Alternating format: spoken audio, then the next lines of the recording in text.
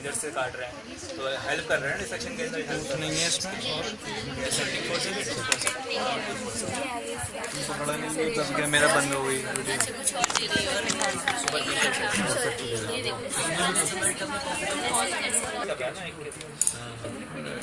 ये क्या है?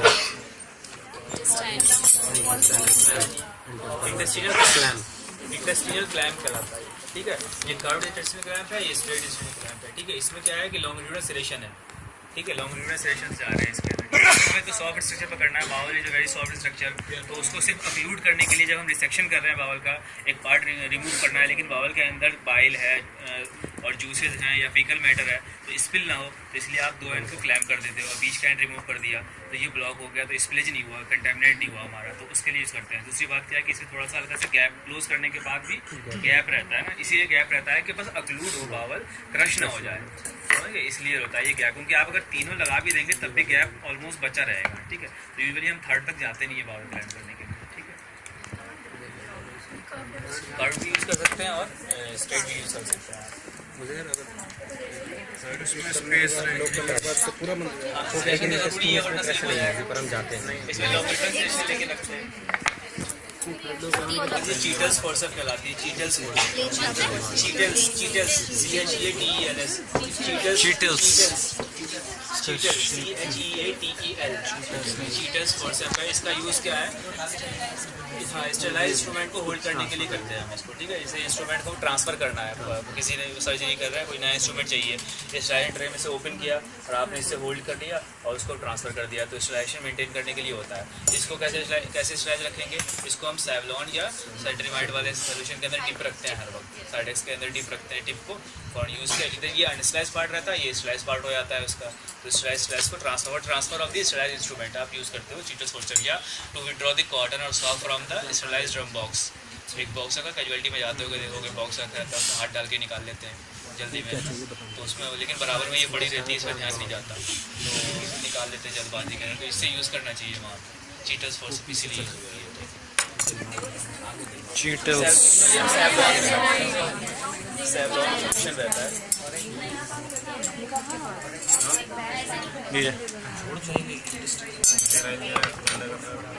ये क्या है?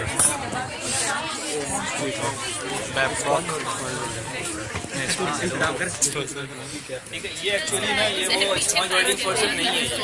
अरे स्पॉन्ज वेल्डिंग फोर्सेप में क्या होगा कि ये काफ़ी जो है ना वो चपटा सा जो होता है ना वो होगा, इतना शार्प नहीं होगा, फ्लैटेंड होगा, थोड़ा सा ग्रूव तो होगा बीच में, ग्रूव उसमें भी होगा लेकिन थोड़ा फ्लैटेंड होगा।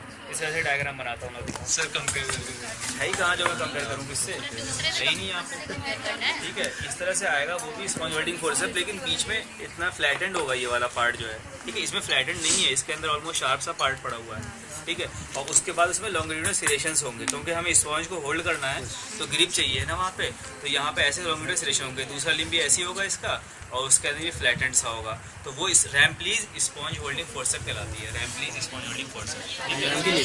ये एक्चुअली पाइल होल्डिंग फोर्सेप है, पाइल्स होल्डिंग हेमोरेक्टमी के अंदर यूज़ करते हैं हम इसको, पाइल को होल्ड कर लेते हैं क्योंकि पाइल को हमें निकालना है, जिस पार्ट को उस पार्ट को होल्ड करके ट्रैक्शन देते हो और उसके बेस पे जाके लाइगेट कर देते हो, तो इसलिए इसे होल्ड अच्छा आता है। ये piles holding forcep actually it's not a sponge holding forcep, flattened भी नहीं है।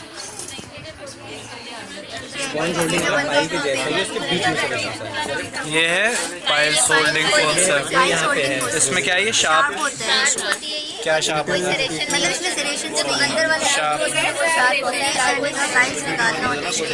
एक मिनट हाँ, एक जिसको चाहिए ले लो। अपने आप आएगा, बस मेरे को सब यहाँ रख दिया तो मेरे बाबा को कोई टेंशन नहीं है। पहले बात तो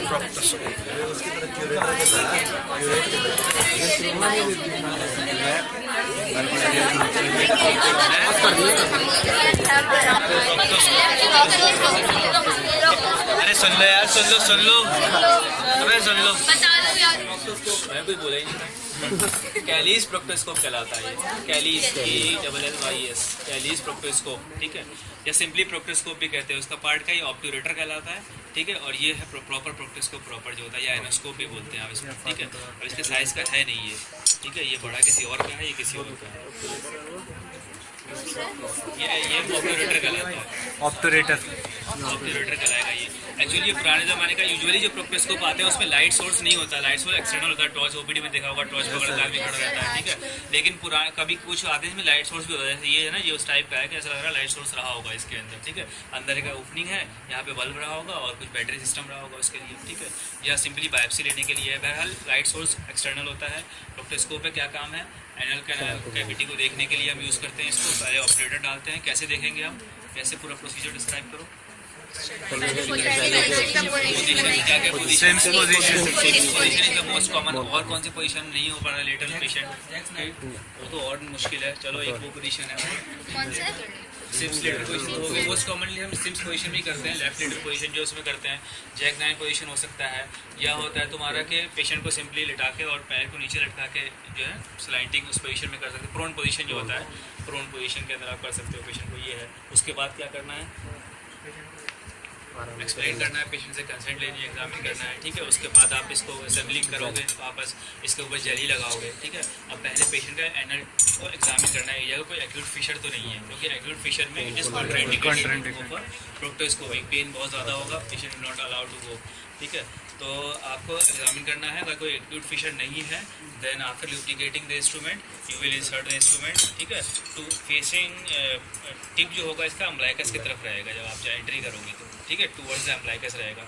जब पूरा अंदर चला गया उसके बाद आप ऑपरेटर विड्रॉ करोगे, उसके बाद लाइट और फिर विड्रॉ करते हुए आओगे बाहर। तो जब भी हम म्यूकोसा को देखते हैं तो विड्रॉ में देखते हैं, ठीक है। या एंडोस्कोपी भी जब कर रहे होते हैं ना तो बेस्ट जो इंस्पेक्शन होता है वो विड्रॉल के वक्त ही होता है। आप चले जाते हो विड्रॉ करते वक्त, क्योंकि जब विड्रॉ कर रहोगे तो कोलैप्स होती चली जाएगी ना। ये हमने क्यों डाला था ऑपरेटर, क्योंकि इतनी एयर ऑलमोस्ट हम पुश कर रहे हैं उसके अंदर, ठीक है। तो जितना आगे जाएगा उसके आगे की म्यूकोसा डायलेट हो जाएगी, ये वैक्यूम क्रिएट हुआ तो उसकी एयर आगे पुश हो जाएगी। फिर जब आप विड्रॉ कर रहे होगे तो विड्रॉ करते हुए म्यूकोसा कोलैप्स होती आएगी, तो आपको यहाँ नजर आएगी जो गिर रही होगी ना ऊपर से, तो म्यूकोसा दिखती हुई आएगी। तो कोई भी उसके अंदर जैसे पाइल्स है, हेमरॉइड है, वो नज़र आएगा आपको, या कोई अल्सर है वो नज़र आ जाएगा आपको उसके अंदर, ठीक है। तो उसके लिए ठीक है, इसमें कोई कंफ्यूजन नहीं होगा। ये क्या है, नेज़ोगैस्ट्रिक ट्यूब या राइस ट्यूब कहलाती है, ठीक है। Different colour coding for size के लिए होता है। ग्रीन वाला 14 का होता है, ठीक है। ये 16 का होगा, इस पर लिखा होता है फ्रेंच 16 फ्रेंच, ठीक है। 14 फ्रेंच ग्रीन होता है। ऑरेंज कलर का जो होता है तुम्हारा ये 16 होता है। फिर रेड कलर का 18 होता है। येलो 20 आता है। डिफरेंट साइज में आते हैं। 12 कलर का वाइट कलर में आता है। 10 से होता है, 10 से स्टार्ट होता है। 10, 12, 14, 16, 18, 20। 10 के नीचे जो आते हैं वो सिंपली नेज़ोगैस्ट्रिक ट्यूब कहलाते हैं, जो आपके बहुत स्मॉल कैलिबर के होते हैं, ठीक है। वो बच्चों के अंदर यूज़ करते हैं हम। ये क्या है, ये भी वही है सेम। कलर कोडिंग कोई इतनी बहुत स्टैंडर्ड नहीं है इतनी ज़्यादा, इसलिए यूजर इजीली आइडेंटिफाई हो जाए। अब मैं बैठ के घूमूंगा ये मिट जाए तो फिर मैं परेशान ना हूँ, कलर तो रहेगा ना। हाँ, राइस ट्यूब कहलाती है, नेज़ोगैस्ट्रिक ट्यूब और राइस ट्यूब कहलाती है। फंक्शन क्या है इसका, gastric simple decompression of the stomach decompression. Obstruction का पेशेंट है, स्टमक डिकम्प्रेशन या वॉमिटिंग बार बार कर रहा है कोई पेशेंट, तो आप स्टमक डिकम्प्रेस कर सकते हैं इससे, ठीक है। और डिपेंड कितना डालना है इसको। एडल्ट के अंदर तो हम मेजरमेंट नहीं करते, इस पर लिखा हुआ है, ठीक है। यहाँ से आपका स्टार्ट हो जाता है, देखो ये 50 सेंटीमीटर का मार्क है पहला, फिर 60 सेंटीमीटर है, फिर 70 सेंटीमीटर है, ठीक है। तो 50 सेंटीमीटर अगर आप पुश करोगे तो लोअर इसोफेजियल जो जंक्शन है, गैस्ट्रोइसोफेजियल जंक्शन, वहाँ पर जाएगी, इसकी टिप वहाँ पहुँचेगी। अगर ये 50 सेंटीमीटर टिप ऑफ द ये नोस्ट्रिल के पास रहेगा तो, ठीक है, ये वहाँ पहुँचेगा। 60 पे आप डाल देंगे तो स्टमक की बॉडी के अंदर पहुँच जाएंगे, ठीक है। और 70 पे डाल देंगे तो पाइलोरस तक पहुंच जाएंगे, ठीक है। ड्यूडेनम में नहीं जाता, वो कॉइल होकर अंदर ही रह जाता है, क्योंकि ड्यूडेनम में जाने के लिए वो इतना सा तो ओपनिंग है। तो इतना अच्छा निशान है किसका हुआ कि नाक से ही ड्यूडेनम में डाल देगा, ऊपर से बहुत मुश्किल है, तो एंडोस्कोपी करके तब डाला जाता है, ठीक है। तो ये कहते हैं ये इसलिए दिया हुआ है कि एंडोस्कोपी के थ्रू आप ड्यूडेनम में चले जाइए, या आप पर ऑपरेटिवली अगर राइस को एडवांस कर सकते हैं, हमने स्टमक को खोल रखा है, ऑपरेट कर रहे हैं, तब हम इसको ड्यूडेनम के अंदर पास कर सकते हैं। लेकिन नाक से ड्यूडेनम के अंदर डालना तो आसान बात नहीं, ठीक है। तो ये इसलिए दिया गया है। तो यूजुअली आप 70 तक जाते हो तो वो स्टमक में ही कॉयल होकर स्टमक में ही रहता है, ठीक है। तो 60 तक हम फिक्स करते हैं मोस्ट ऑफ द टाइम। अगर हम ब्लाइंडली कर रहे हैं तो 60 पे फिक्स करते हैं।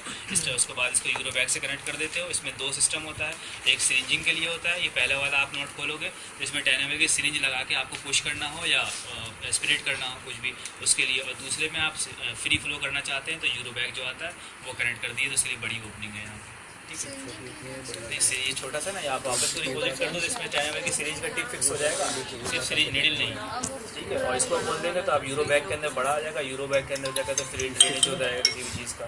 तो ये राइस ट्यूब है, ठीक है। और इसका जो इसका स्मॉल कैलिबर का आता है 10 का, उसका एक और यूज़ क्या है, फीडिंग जेजनोस्टमी बनाते हैं हम कुछ पेशेंट में, जिसमें हम ओरली स्टमक मतलब एंट्रल फीडिंग नहीं दे सकते, ओरली नहीं अलाउ कर सकते पेशेंट को because of any stomach surgery या ड्यूडम की सर्जरी हुई है, तो जेजनम के थ्रू हम एंट्रल फीडिंग स्टार्ट कर सकते हैं। तो उसके फीडिंग जेजनोस्टमी में क्या करते हैं, जेजनम के अंदर इस ट्यूब को डाल के स्किन के ऊपर ले आते हैं, तो यहाँ से फीड पेशेंट जेजनम से डायरेक्ट फीड होता रहता है। तो जो स्मॉल कैलिबर का होता है 10 या 12 का, उसको हम फीडिंग जेजनोस्टमी के लिए भी यूज़ कर सकते हैं, इतने बड़े को नहीं यूज़ करते, ठीक है।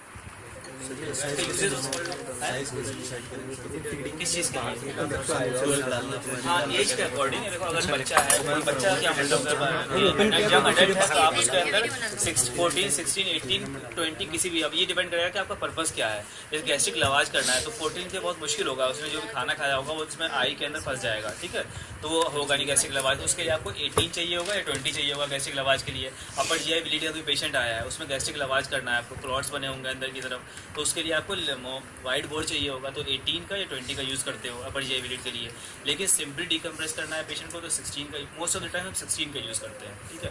लेकिन और कम करना है, छोटा है एज का, तो आप 14 कर सकते हैं। लेकिन बिल्कुल न्यूनेट है या स्मॉल बॉर्न है तो उसके अंदर स्मॉल ट्यूब जो आते हैं नेज़ोगैस्ट्रिक ट्यूब कहलाते हैं, इन्फेंट फीडिंग ट्यूब भी कहलाता है वो, इन्फेंट फीडिंग ट्यूब बहुत ही पतले कैलिबर का, वो 5 से स्टार्ट होता है, 5, 6, 8, 10, उसके बाद 12 से आपका ये शुरू हो जाता है, 10 और 12 से, ठीक है। तो इन्फेंट फीडिंग ट्यूब यूज़ करते हो बच्चों में, एडल्ट के अंदर आप यूज़ करते हो राइस ट्यूब। बच्चों के अंदर साइज़ कैसे मेजर करेंगे, एक दिखाना, बच्चों के अंदर कितना डालना कैसे मेजर करोगे सर? रूट ऑफ, हाँ ये उसके आइज़ है, ओपनिंग है ये, ठीक है। एक ब्लॉक हो जाए दूसरा काम कर जाए, दूसरा ब्लॉक है तीसरा काम कर जाए, इतना से वो तीसरा भी ब्लॉक हो जाए तो चौथा तो काम कर ही जाए, वो भी ब्लॉक हो जाएगा तो निकाल के दूसरी डाल दो, ठीक है। और इसके साथ ये रेडियो लेबल्ड इस पर टिप होती है, और साथ में ये पूरा जो कलर चल रहा है ना ये भी रेडियो लेबल्ड होता है, ताकि आप एक्सरे पे देख लें कि कहाँ पे है ये राइस, ठीक है। तो ये इसको रेडियो लेबल्ड। और बच्चों में कैसे डिसाइड करेंगे कितना डालना है, एपिगैस्ट्रियम तक देख के आप उतना होल्ड कर लो, उतना इंसर्ट कर लो। रूट ऑफ द नोज से जाते हो ड्रैगस तक डिस्टेंस मेजर करते हो, और वहाँ से लेकर एपिगैस्ट्रियम तक डिस्टेंस मेजर कर लेते हो, ठीक है। यही तो रूट है जाने का राइस ट्यूब का, ठीक है। तो जितना पार्ट आ गया उतना पार्ट आप इंसर्ट कर दिया, जितना डिस्टेंस मेजर हो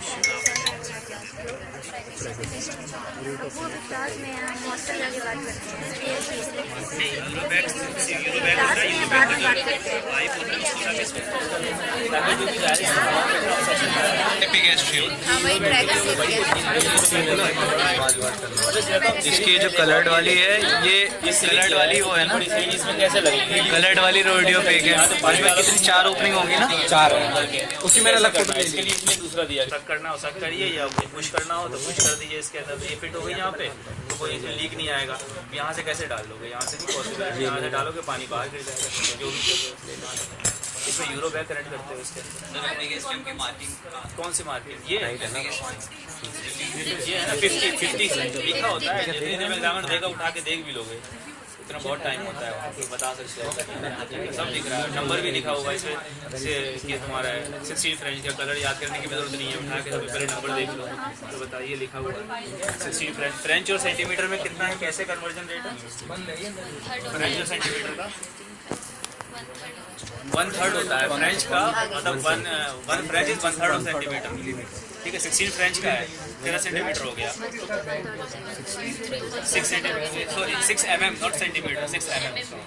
तो इसका जो इंटरनल डायमीटर होगा ना वो 6 mm का होगा, या 6 mm से भी कम ही होगा, बल्कि तुम्हारा 5 और 6 के बीच में लगभग आ जाएगा, 5 to 6 ठीक है। mm होगा ना,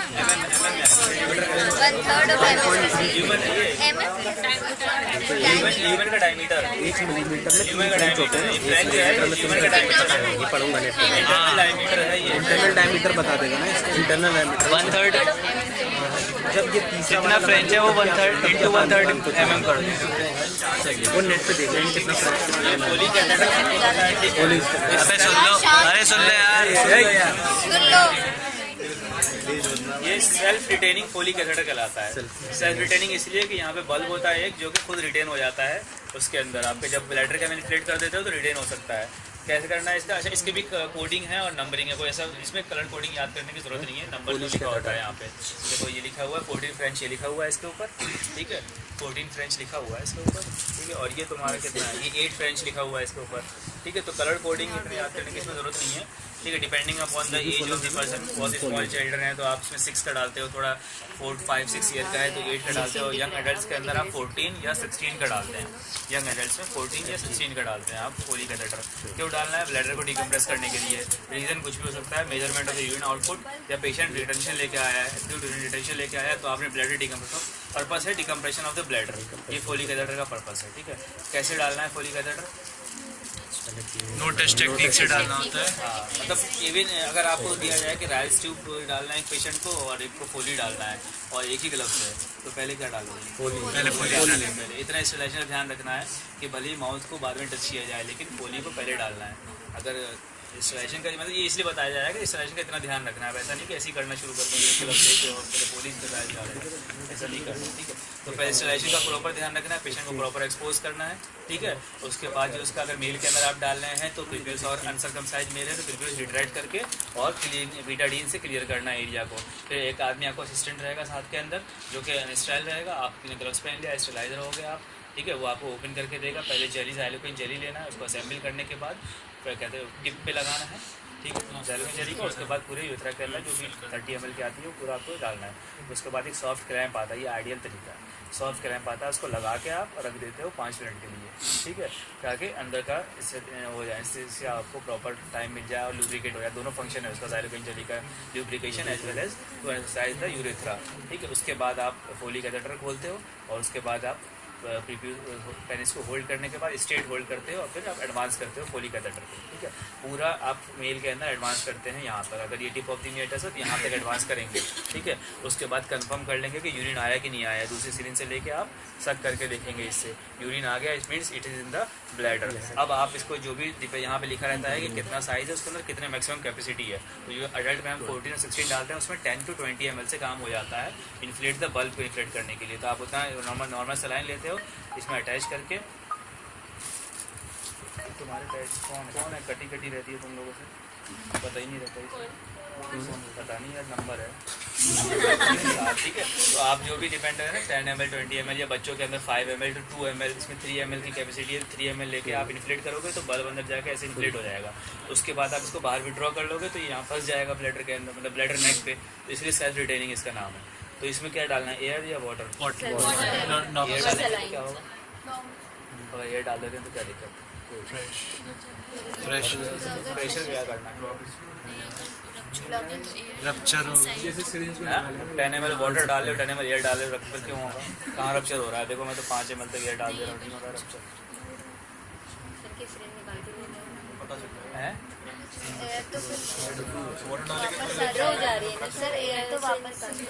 क्यों निकल जाएगी? तो वाटर भी निकल जाएगा। ये इसमें लॉक होता है ना, हम ये मैं बाहर निकालूंगा, लॉक यहाँ पे लॉक होता है तो ये नहीं होगा, ये इसीलिए वेल्व होता है यहाँ पे, ठीक है। वरना तो वाटर भी बाहर आ जाएगा।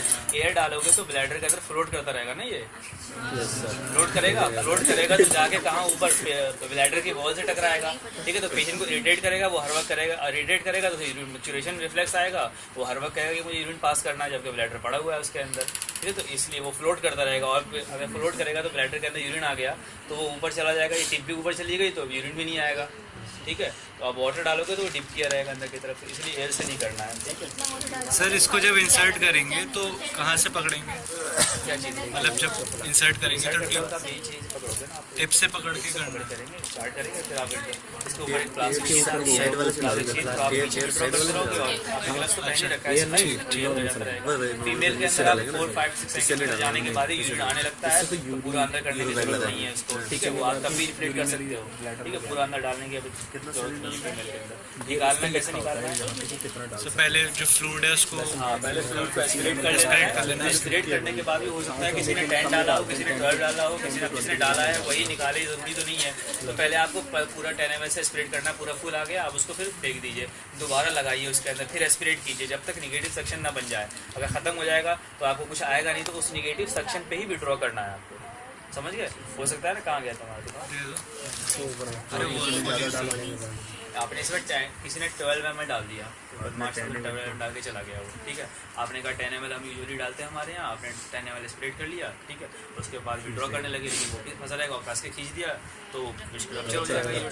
तो आपको पहले 10 ml निकाल लेना, 10 ml निकाल लिया आपने, 10 ml को वापस कर दिया। उसके बाद आप दोबारा डालेंगे, अगर कुछ आ रहा है तो अच्छी बात है, वरना ये नेगेटिव सेक्शन बन गया, यहाँ पे कोलैप्स हो गया, ये देखो कोलैप्स हो गया, क्योंकि पूरी ट्यूब की मैंने एयर निकाल ली, ये कोलैप्स हो गया। अब मैं इसे विड्रॉ करूँगा तो मैं श्योर हूँ कि इसके अंदर कोई भी कंटेंट नहीं है। अब विड्रॉ करता हुआ निगेटिव सेक्शन बनाए हुए विड्रॉ कर लूँगा, ठीक है।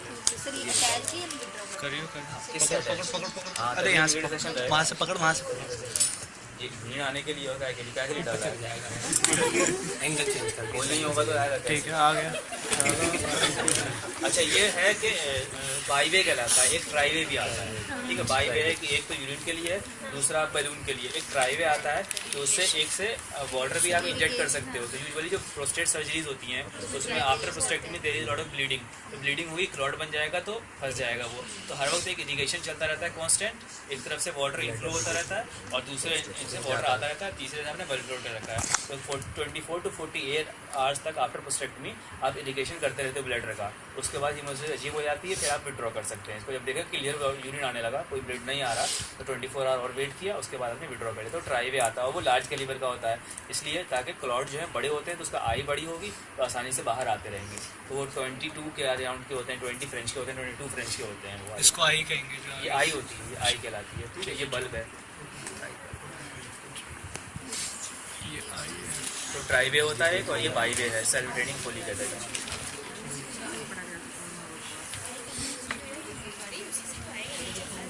ये आई है, आपका पास ये आई है और ये बल्ब है, ये बल्ब है, ये आई है, ठीक है।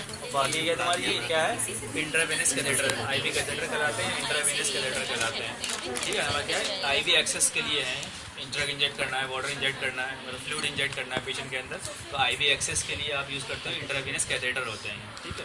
तो इसमें कलर कोडिंग होती है, ठीक है। 16 का, जो 18 का होता है ग्रीन कलर का, ठीक है, ये ज़रूरी है, ये याद कर लेना, ये पूछ सकते हैं। ग्रीन जो होता है वो 18 होता है, फिर ये पिंक जो होता है 20 होता है, उसके बाद 22 जो होता है ब्लू कलर का होता है, ठीक है। उसके बाद आप पीडियाट्रिक रेंज में शुरू हो जाता है 24 और 26, येलो होता है 24 और 26 जो होता है वो पर्पल कलर का होता है, ठीक है।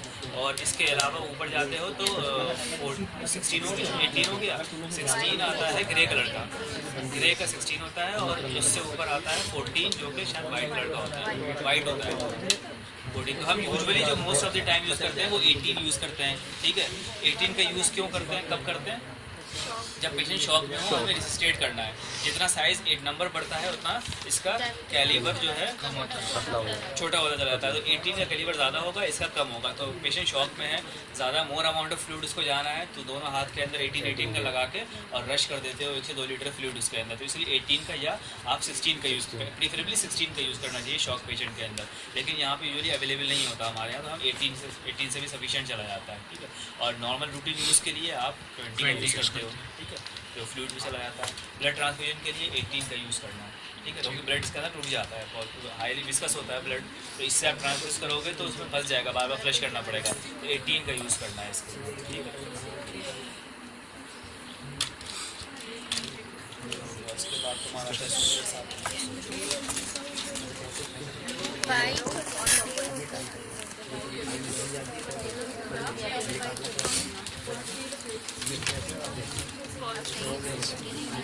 ये सूचर्स हैं, ठीक है। अब जो कैरेटिस सूचर है इस पर तो देखो लिखा हुआ ये सिल्क है एक्चुअली, ठीक है। सिल्क इससे कोई ऐसी खास पहचान नहीं है, ये डिफरेंट कलर में आ सकता है। ये भी सिल्क है, ये भी सिल्क है, ठीक है। इस पे तो लिखा हुआ है ब्रेडेड सिल्क। ये भी सिल्क है, ये भी सिल्क है, ठीक है। ये भी सिल्क है, ये भी सिल्क है, लेकिन इसका ये अलग रखना है, इसको अलग से बताऊँ। ये भी सिल्क है, ये नहीं है सर, लिखा है ब्रेडेड सिल्क लिखा हुआ। नंबर इसमें लिखा रहेगा 20 विद राउंड बॉडी नीडल। नहीं सिल्क पे ये नंबर है, सिल्क लिखा हुआ है, साइज होती है राउंड बॉडी इसके गोला बनाया है। ये राउंड बॉडीड है, कुछ ग्राउंड वर्जन में पड़ा है जो उसमें ट्रायंगल है वो शार्प पड़े हुआ इन्हें नॉन एब्जॉर्बर्स। बनाती है, इसलिए इसमें इसलिए बता दिया कि इससे कोई अलग से पहचान नहीं है। तो जो ना पहचान में आए तो वो सिल्क होगा कहीं ना कहीं, जैसे सिल्क ऐसा है तो उससे समझ आओ सिल्क है, ये है। क्योंकि हर कंपनी अलग अलग बनाती है तो उसका ये ट्रेड नेम है एक्चुअली, ठीक है। सूचर नेम कुछ कंपनी उसके ऊपर देती है क्या है, कुछ कंपनी नहीं देती। इसने नहीं दिया, दूसरी कंपनी ने दिया इसके ऊपर, ठीक है। तो इसकी कोई कैरेक्टरिस्टिक अलग से पहचान नहीं है सिल्क की, ठीक है। बाकी लोगों की पहचान होगी, बाकी सूचर्स को आप पहचान लोगे, कैसे पहचाना है इसको नहीं पहचाना। तो सिल्क का सिंपल यूज क्या है, टू टाई एनी स्ट्रक्चर को टाई करने के लिए आप सिल्क यूज करते हो, ठीक है। कोई ब्लड वेसल है, ब्लीडिंग ब्लड वेसल है, उसको आपने आर्टरी से होल्ड कर लिया, अब आर्टरी थोड़ा छोड़ देंगे तो उसको आप बाकी नीचे सूचर से टाई करना है। तो सिल्क सूचर बहुत ही ओल्डेस्ट सूचर है, ठीक है। तो हमेशा से यूज होता हुआ आया है, तो उसको टाई कर लिया आपने, या कोई और स्ट्रक्चर है जिसको आपको टाई करना है तो आप उसको सिल्क यूज कर सकते हैं। ये किस टाइप का सूचर में आता है, और absorbable and braided. Braided suture होता है, ये पॉलीफिलामेंट होता है। Polyfilament will always be braided, ठीक है। मोनोफिलामेंट जो होते हैं वो नॉन ब्रेडेड होते हैं। तो ब्रेडेड सूचर में आता है, नॉन एब्जॉर्बेबल है। इसका मटेरियल क्या है, सिल्क ही है इसका मटेरियल एक्चुअली। सिल्क जो यूजुअली रेशम जिसे बोलते हो, ठीक है, वो है इसका। टेंसाइल स्ट्रेंथ बहुत ज़्यादा इसकी नहीं होती है, ठीक है, टेंसाइल ज़्यादा नहीं है। और ये लाइफ लॉन्ग इसके रहेगा, जब आप अगर छोड़ दोगे बॉडी के अंदर लाइफ लॉन्ग रहेगा, खत्म नहीं होता है, ठीक है। अब इसमें जो डिफरेंट नीडल की बात आती है, ठीक है। तो इसकी नीडल यहाँ पे लिखी हुई है, नंबर। अब कौन से नंबर का, सिर्फ डिफरेंट नंबर का, कोई भी सूचन अलग अलग नंबर में आते हैं। नंबर के साथ भी वही है, जितना नंबर इंक्रीज होगा सूचन पतला होता चला जाएगा, ठीक है। अगर साथ में 0 लगा हुआ है तो, अगर 0 लगा हुआ है तो नंबर जितना इंक्रीज होगा सूचर पतला हो जाएगा। 0 नहीं लगा हुआ है तो उल्टा है, ठीक है। नंबर इंक्रीज होगा तो सूचर मोटा होता चला जाएगा, ठीक है, पतला होता चला जाएगा, ठीक है। अगर जैसे 2 0 है तो 2 0 और 3 0 में 3 0 पतला होगा, like 2 0 will be thicker than 3 0। लेकिन सिंपल 2 है और 1 है तो 2 थिकर होगा, 2 थिकर होगा, 1 इसके अलावा इसमें नीडल है, नीडल बनी हुई है, इसका मतलब इसके अंदर नीडल है। अगर नीडल बनी होगी, सूचर पे नीडल बनी होगी तो विदाउट नीडल वाला भी था एक, मैंने इसलिए कहा था अलग रखना। ये है, ये यूजुअली सिल्क है, लेकिन इसमें नीडल नहीं था, इसे सुतु पैक बोलते हैं। सुतु पैक, SUTHUPAK, सुतु पैक बोलते हैं, इसे लिखा होगा इसके ऊपर, ठीक है। ट्रेड नेम एक्चुअली, लेकिन इसी से फेमस हो गया ये सुतु पैक। वो होता है एक्चुअली विदाउट नीडल होता है। इसका क्या है, जैसे आर्टरी से पकड़ा था और टाई करना है सिंपल, नीडल की जरूरत तो है नहीं उसके लिए, आप नॉट टाई कर दीजिए तो इसलिए अलग से आता है, नीडल की कॉस्ट बच जाती है उसके अंदर। लेकिन कहीं पे नीडल की जरूरत है तो ये सिल्क है लेकिन विद नीडल है, और ये बीच में डॉट बना हुआ राउंड सा, ये राउंड बॉडी हो जाएगा। सर विदाउट नीडल का कहाँ यूज होगा? एक ब्लीडिंग आर्टरी है, ब्लीडिंग आर्टरी ब्लीड कर रही थी, आर्टरी को होल्ड कर लिया आपने, ठीक है। अब इसे टाई करनी है आर्टरी को, तो वो सिंपल सूचर लिया और उसको लेके हाथ से ही टाई कर दिया आपने, तो नीडल की जरूरत ये है विदाउट नीडल, विदाउट नीडल वाला क्या है कि सिंपल टाई करनी, सिंपल टाई है, एक्शंस करना है, हाथ ही हाथ पकड़ के जो है कोई आर्टरी हाथ से लेगी वहाँ पे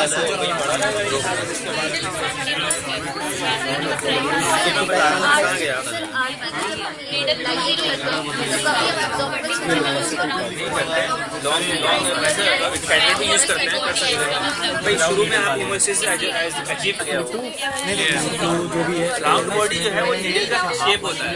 नीडल जो होती है वो राउंड बॉडी में हो सकती है या कटिंग नीडल में हो सकती है, जैसे ये लिखा हुआ है कटिंग में, ठीक है। ये ट्रायंगल बना हुआ है पीछे, कटिंग नीडल इसके डायग्राम बना के समझ लो। राउंड बॉडी का मतलब है कि नीडल अगर ऐसे जा रही है, इसको आप यहाँ से कट करें और सामने से देखेंगे, ठीक है। नीडल को आप, नीडल इस तरह से है, यहाँ से आपने कट किया और सामने से देखा तो नीडल का शेप राउंड होगा, ठीक है। तो वो राउंड बॉडी कहलाती है, मतलब जो उसका मटेरियल है वो राउंडेड बनाया गया उसको, ताकि आप किसी सॉफ्ट स्ट्रक्चर से पास करें तो ज़्यादा टीयर ना हो उसके अंदर, ठीक है। तो इसको आप सिर्फ सॉफ्ट स्ट्रक्चर से पास कर सकते हो राउंड बॉडी को, टफ स्ट्रक्चर के अंदर नहीं जाएगा ये। स्किन को अगर राउंड बॉडी से सिलने की कोशिश करोगे तो पसीने छूट जाएंगे, वो अंदर ही को जाएगा ही नहीं उसके अंदर, ठीक है। तो कटिंग का क्या है कि उसमें आपकी या तो ऊपर की तरफ कट हो सकता है, मतलब ट्रायंगुलर शेप उसका जो बॉडी का स्ट्रक्चर होगा वो कटिंग में होगा, मतलब इधर भी एज होगा, ऊपर की तरफ भी एज होगा, एक तरफ फ्लैट होगा, ठीक है। और कुछ वो भी आती है डायमंड शेप भी आती है, जो ऊपर भी कटिंग इधर भी कटिंग, जो बहुत ही फेशिया टफ फेशिया के लेना है, जो ईयर पियर्सिंग कराती है तुम लोग तो उसके अंदर मंगाते हैं इससे, ठीक है। उसमें बहुत ज़्यादा टफ एक बार में ले लेना, वरना चिल्लाते रहोगे कि भाई बाहर जाएगा तो इसलिए उसमें डायमंड शेप आता है ये, ठीक है। वो हर तरफ से कट कर देता है एक साथ, ईयर पियर्सिंग के लिए यूज़ करते हैं प्रोलीन को। और ट्रायंगल अप साइड हो सकता है, डाउन साइड हो सकता है, उसका कोई खास सिग्निफिकेंट नहीं है। तो ये रिवर्स कटिंग कहलाता है, ये कटिंग कहलाता है। रिवर्स कटिंग मतलब यही होता है, ट्रायंगल वाला दिखा दो। ठीक है। ये बोल से ट्रायंगल नीचे की तरफ बना हुआ है, रिवर्स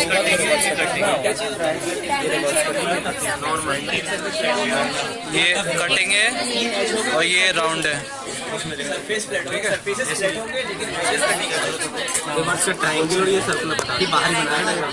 रिवर्स कटिंग ही होता है, ये रिवर्स फीचर कटिंग के अंदर से अगर कट कर रहा है, रिवर्स कटिंग में एपेक्स नीचे होगा, ये अंदर की तरफ फेस कर रहा है towards the centre of the circle ही समझ। अगर इसको पूरा कंप्लीट सर्किल कर लो, क्योंकि इसका जो 2/3 और 1/3 जो होता है वो सर्किल से ही इसका होता है नंबर जो, ठीक है।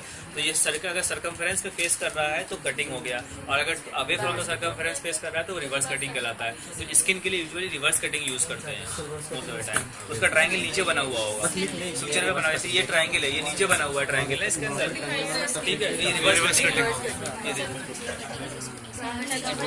देखो दोनों साथ में रखें। रिवर्स कटिंग है, ठीक है। अगर बॉडी जो है इसकी अंदर की तरफ कट कर, ये रिवर्स कटिंग है, ये कटिंग है, जिसमें ऊपर होगा एपेक्स वो कटिंग होगा। सर्कमफेरेंस जो है वो कटिंग है, तो रिवर्स और ये स्किन के लिए यूज करते हैं रिवर्स कटिंग। आउटर सर्कमफेरेंस अगर कटिंग है तो रिवर्स कटिंग हो गया, इधर का सर्कमफेरेंस कटिंग है तो कटिंग हो गया। सर एक बात बताइए, इनर सर्कमफ्रेंस जो होता है